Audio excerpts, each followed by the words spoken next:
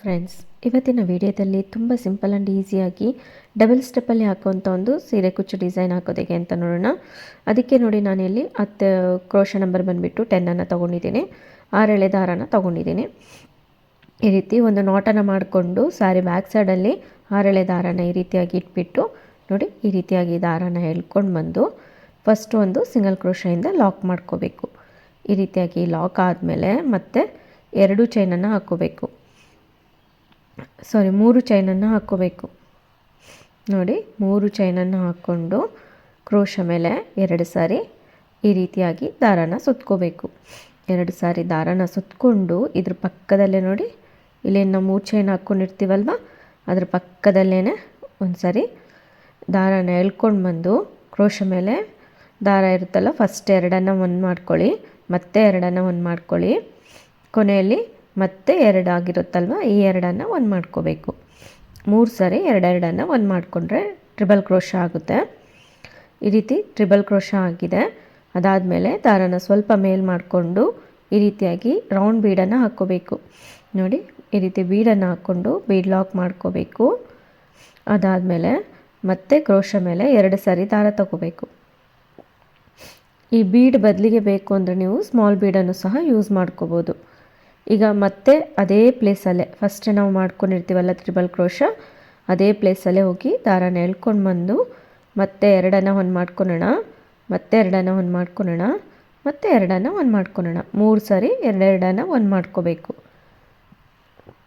ನೋಡಿ, ಈ ರೀತಿ 3 ಸಾರಿ 2 ಒಂದು ಮಾಡ್ಕೊಂಡಾದ್ಮೇಲೆ ಮತ್ತೆ ಕ್ರೋಶ ಮೇಲೆ 2 ಸಾರಿ ದಾರ ತಗೊಂಡು ಮತ್ತೆ ಅದೇ ಸೇಮ್ ಗ್ಯಾಪಿಗೆ ಹೋಗಿಬಿಟ್ಟು ದಾರಾನ ಎಳ್ಕೊಂಡು ಬರಬೇಕು. ಮತ್ತೆ 2 ಒಂದು ಮಾಡ್ಕೊಳ್ಳಿ, ಮತ್ತೆ 2 ಒಂದು ಮಾಡ್ಕೊಳ್ಳಿ, ಮತ್ತು ಕೊನೆಯಲ್ಲಿ ಈ 2 ಒಂದು ಮಾಡಿಕೊಂಡ್ರೆ ಟ್ರಿಬಲ್ ಕ್ರೋಶ ಆಗುತ್ತೆ. ನೋಡಿ, ಈ ರೀತಿಯಾಗಿ ಬರುತ್ತೆ ಡಿಸೈನು. ತುಂಬಾ ಚೆನ್ನಾಗಿ ಬರುತ್ತೆ. ಒಂದು ಕ್ಯೂಟ್ ಆಗಿರೋಂಥ ಡಿಸೈನ್ ಅಂತಲೇ ಹೇಳ್ಬೋದು. ನೋಡಿ, ಅದಾದಮೇಲೆ ಈಗ ಮತ್ತೆ 1 ಚೈನನ್ನು ಹಾಕ್ಕೊಳ್ಳೋಣ. 1 ಚೈನನ್ನು ಹಾಕ್ಕೊಂಡು ಕ್ರೋಶ ಮೇಲೆ 2 ಸಾರಿ ದಾರ ತಗೋಬೇಕು. ಈ ರೀತಿಯಾಗಿ ಸ್ವಲ್ಪ ಸ್ಲ್ಯಾಂಟಿಂಗಲ್ಲಿ ಇಟ್ಬಿಟ್ಟು ನೋಡಿ, ಅದೆಲ್ಲಿಗೆ ಬರುತ್ತೆ ಅಲ್ಲಿಗೆ ಇಟ್ಬಿಟ್ಟು ಈ ರೀತಿಯಾಗಿ ಮತ್ತೆ ಇನ್ನೂ ಒಂದು ಟ್ರಿಬಲ್ ಕ್ರೋಶನ ಮಾಡ್ಕೋಬೇಕು. ಇಲ್ಲಿ ನಾನು ಟ್ರಿಬಲ್ ಕ್ರೋಶ ಮಾಡ್ಕೊಂಡಿದ್ದೀನಲ್ವ, ಅದ್ರ ಬದಲಿಗೆ ಬೇಕು ಅಂದರೆ ಡಬಲ್ ಕ್ರೋಶನೂ ಸಹ ಮಾಡ್ಕೋಬೋದು. ಈ ರೀತಿಯಾಗಿ ಟ್ರಿಬಲ್ ಕ್ರೋಶ ಆದಮೇಲೆ ಮತ್ತೆ ಇನ್ನೂ ಒಂದು ಸಾರಿ ದಾರಾನ 2 ಸಾರಿ ಸುತ್ತಕೊಂಡು ಮತ್ತೆ ಅದೇ ಗ್ಯಾಪಿಗೆ ಟ್ರಿಬಲ್ ಕ್ರೋಶನ ಮಾಡ್ಕೋಬೇಕು. ನೋಡಿ, 2 ಟ್ರಿಬಲ್ ಕ್ರೋಶ ಆಗಿದೆ.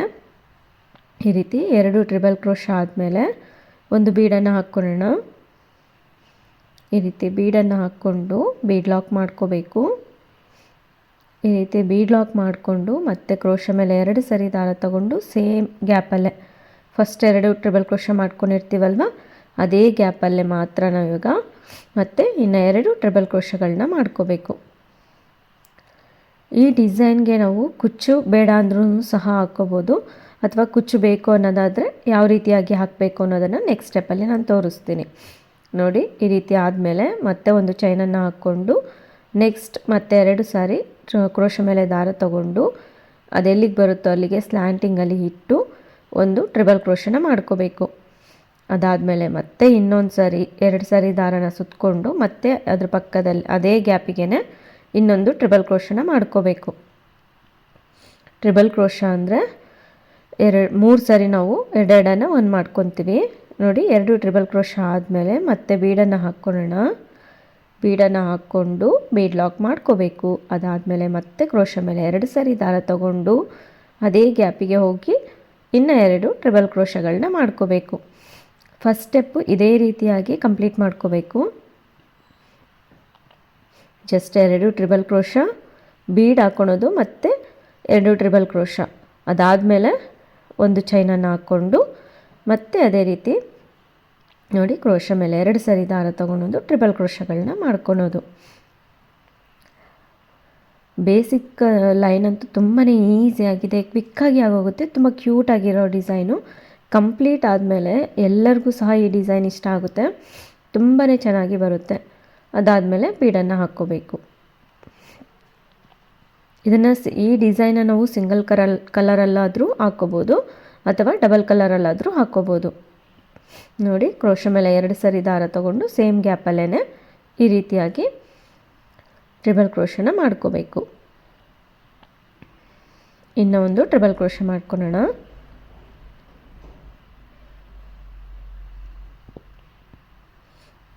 ನೋಡಿ ಈ ರೀತಿಯಾಗಿ ಇನ್ನೊಂದು ಟ್ರಿಬಲ್ ಕ್ರೋಶ ಮಾಡಿಕೊಂಡೆ.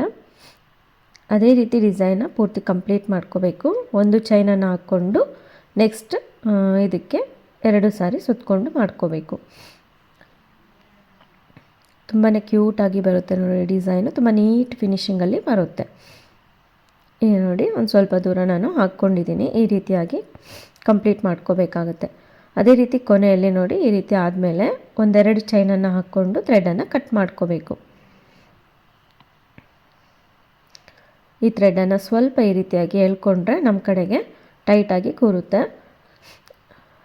ಅದಾದಮೇಲೆ ನೆಕ್ಸ್ಟ್ ಸ್ಟೆಪ್ ಹಾಕೋದು ಹೇಗೆ ಅಂತ ನೋಡೋಣ. ನೆಕ್ಸ್ಟ್ ಸ್ಟೆಪ್ಪಿಗೆ ನಾನಿಲ್ಲಿ ಪಿಂಕ್ ಕಲರ್ ಥ್ರೆಡನ್ನು ತೊಗೊಂಡಿದ್ದೀನಿ. ಬೇಕು ಅಂದರೆ ಅದೇ ಕಲರ್ ಥ್ರೆಡನ್ನು ಸಹ ನೀವು ತೊಗೋಬೋದು. ನೋಡಿ ಫಸ್ಟ್ ನಾವೆಲ್ಲಿ 3 ಚೈನ್ ಹಾಕ್ಕೊಂಡಿರ್ತೀವಲ್ಲ ಅಲ್ಲಿ ಮೇಲೇ ಒಂದು ಸಿಂಗಲ್ ಕ್ರೋಶದಿಂದ ಲಾಕ್ ಮಾಡ್ಕೋಬೇಕು. ಅದಾದಮೇಲೆ ಕ್ರೋಶ ಮೇಲೆ 1 ಸರಿ ದಾರ ತಗೊಂಡು ಬೀಡ್ನ ಬ್ಯಾಕ್ ಸೈಡಲ್ಲಿ ಥ್ರೆಡ್ ಇರುತ್ತಲ್ವ ಅಲ್ಲಿ ಅದ್ರ ಒಳಗಡೆ ಹೋಗಿಬಿಟ್ಟು ದಾರನ ಎಳ್ಕೊಂಡು ಬರಬೇಕು. ಈ ದಾರಗಳನ್ನ ಒಂದು ಮಾಡಿಕೊಂಡ್ರೆ ಹಾಫ್ ಡಬಲ್ ಕ್ರೋಶ ಆಗುತ್ತೆ.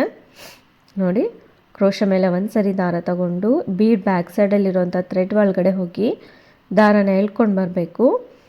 ಈ 2 ದಾರನ ಒಂದು ಮಾಡಿಕೊಂಡ್ರೆ ಹಾಫ್ ಡಬಲ್ ಕ್ರೋಶ ಆಗುತ್ತೆ. ಅದೇ ರೀತಿ ನಾವು 3ನೇ ಹಾಫ್ ಡಬಲ್ ಕ್ರೋಶ ಮಾಡ್ಕೊತಾ ಇದ್ದೀವಿ. ನೋಡಿ 3 ಹಾಫ್ ಡಬಲ್ ಕ್ರೋಶ ಆದಮೇಲೆ ಈಗ ನಾವು 2 ಚೈನನ್ನು ಹಾಕ್ಕೊಳ್ಳೋಣ.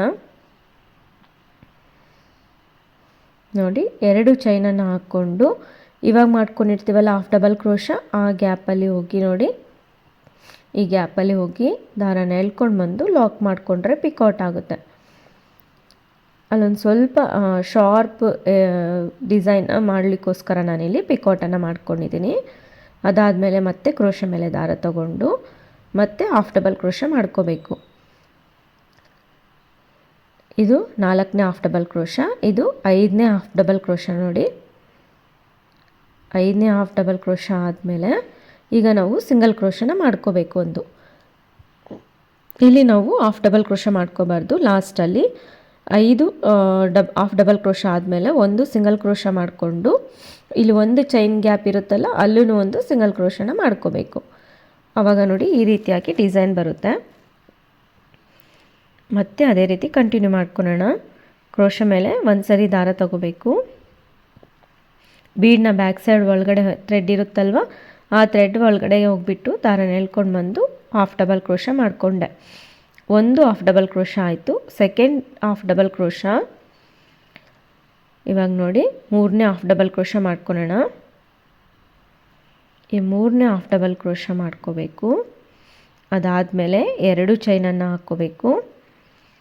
ಈ 2 ಚೈನನ್ನು ಹಾಕ್ಕೊಂಡು ಹಾಫ್ ಡಬಲ್ ಕ್ರೋಶಕ್ಕೆ ಹೋಗಿಬಿಟ್ಟು ಈ ರೀತಿಯಾಗಿ ಲಾಕ್ ಮಾಡ್ಕೋಬೇಕು. ಒಂದು ಪಿಕೌಟ್ ಆಗುತ್ತೆ. ಅದಾದಮೇಲೆ ಇನ್ನು 2 ಹಾಫ್ ಡಬಲ್ ಕ್ರೋಶ ಮಾಡ್ಕೊಳ್ಳೋಣ. ಒಟ್ಟು ನಾವಿಲ್ಲಿ 5 ಹಾಫ್ ಡಬಲ್ ಕ್ರೋಶಗಳನ್ನ ಮಾಡ್ಕೋಬೇಕು. ನೋಡಿ 5 ಹಾಫ್ ಡಬಲ್ ಕ್ರೋಶ ಮಾಡ್ಕೋಬೇಕು. ಈ ರೀತಿ ಆದಮೇಲೆ ಒಂದು ಸಿಂಗಲ್ ಕ್ರೋಶನ ಮಾಡ್ಕೊಳ್ಳೋಣ. ಡಿಸೈನ್ ಅದು ಆ ಕಡೆ ಈ ಕಡೆ ಬ್ಯಾಲೆನ್ಸ್ ಆಗೋದಕ್ಕೋಸ್ಕರ ನಾನಿಲ್ಲಿ ಸಿಂಗಲ್ ಕ್ರೋಶನ ಮಾಡ್ಕೊಂಡಿದ್ದೀನಿ. ಒಂದು ಚೈನ್ ಗ್ಯಾಪ್ ಇರುತ್ತಲ್ಲ ಅಲ್ಲೂ ಒಂದು ಸಿಂಗಲ್ ಕ್ರೋಶನ ಮಾಡ್ಕೋಬೇಕು. ನೋಡಿ ಈ ರೀತಿಯಾಗಿ ಬರುತ್ತೆ. ನೀವು ಪೂರ್ತಿ ಡಿಸೈನ್ ಬೇಕು ಅಂದರೆ ಇದೇ ರೀತಿಯೇ ಹಾಕ್ಕೋಬೋದು. ಕುಚ್ಚು ಬೇಡ ಅನ್ನೋದಾದರೆ ಇದೇ ರೀತಿ ಕಂಪ್ಲೀಟ್ ಮಾಡ್ಕೊಂಬಿಡ್ಬೋದು. ಕುಚ್ಚು ಬೇಕು ಅನ್ನೋದಾದರೆ ನೀವೀಗ ಇಲ್ಲಿದೆ ನೋಡಿ, ಇಲ್ಲಿ ನಾನಿಲ್ಲಿ 2 ಹಾರ್ಚ್ ಆದಮೇಲೆ ಕುಚ್ಚನ್ನು ಕಟ್ಕೊತಾ ಇದ್ದೀನಿ. ಸೊ ಹಾಗಾಗಿ ಇಲ್ಲಿ ಈ ಗ್ಯಾಪಲ್ಲಿ ನಾನು ಬೇಕು ಅಂದರೆ ನೀವು ಸಿಂಗಲ್ ಕ್ರೋಶದಿಂದನೂ ಲಾಕ್ ಮಾಡ್ಕೋಬೋದು ಅಥವಾ ಚೈನನ್ನು ಹಾಕ್ಕೊಂಡು ಸಹ ಲಾಕ್ ಮಾಡ್ಕೋಬೋದು. ನಾನಿಲ್ಲಿ ಬೀಡ್ನ ಬ್ಯಾಕ್ ಸೈಡ್ ಇದೆ ಅಲ್ವಾ ಆ ಗ್ಯಾಪಿಗೆ ಸಿಂಗಲ್ ಕ್ರೋಶಗಳನ್ನ ಮಾಡ್ಕೊತಾ ಇದ್ದೀನಿ. ಒಂದು 5 ಸಿಂಗಲ್ ಕ್ರೋಶಗಳನ್ನ ಮಾಡಿಕೊಂಡ್ರೆ ಸಾಕಾಗುತ್ತೆ. ನೋಡಿ ಈ ರೀತಿಯಾಗಿ ಸಿಂಗಲ್ ಕ್ರೋಶಗಳನ್ನ ಮಾಡ್ಕೋಬೇಕು. ಆ ಬೀಡ್ನ ಬ್ಯಾಕ್ ಸೈಡಲ್ಲಿ ಥ್ರೆಡ್ ಇರುತ್ತಲ್ಲ ಅದಕ್ಕೇ ಒಂದು 5 ಸಿಂಗಲ್ ಕ್ರೋಶಗಳನ್ನ ಮಾಡಿಕೊಂಡ್ರೆ ಸಾಕಾಗುತ್ತೆ. ಈ ರೀತಿ ಸಿಂಗಲ್ ಕ್ರೋಶ ಮಾಡಿಕೊಂಡ್ರೆ ಡಿಸೈನ್ ನೀಟಾಗಿ ಕಾಣಿಸುತ್ತೆ ಅನ್ನೋದಕ್ಕೋಸ್ಕರ ನಾನಿಲ್ಲಿ ಸಿಂಗಲ್ ಕ್ರೋಶನ ಮಾಡ್ಕೊಂಡಿದ್ದೀನಿ. ಅದಾದಮೇಲೆ ಒಂದು ಚೈನ್ ಗ್ಯಾಪಿಗೆ ಸಿಂಗಲ್ ಕ್ರೋಶ, ಅದಾದಮೇಲೆ ಕ್ರೋಶ ಮೇಲೆ ದಾರ ತಗೊಂಡು ನೆಕ್ಸ್ಟ್ ಆರ್ಚಿಗೆ ಮತ್ತೆ ನಾನು ಅದೇ ರೀತಿ ಹಾಫ್ ಡಬಲ್ ಕ್ರೋಶ ಮಾಡ್ಕೋಬೇಕು. ಕ್ರೋಶ ಮೇಲೆ ದಾರ ತಗೊಳೋದು, ಅದು ಬೀಡನ್ನ ಬ್ಯಾಕ್ ಸೈಡಲ್ಲಿರೋಂಥ ಥ್ರೆಡ್ಡಿಗೆ ಹೋಗಿಬಿಟ್ಟು ಲಾಕ್ ಮಾಡಿಕೊಂಡ್ರೆ, ದಾರನ ಎಳ್ಕೊಂಬಂದು ಲಾಕ್ ಮಾಡಿಕೊಂಡ್ರೆ ಹಾಫ್ ಡಬಲ್ ಕ್ರೋಶ ಆಗುತ್ತೆ.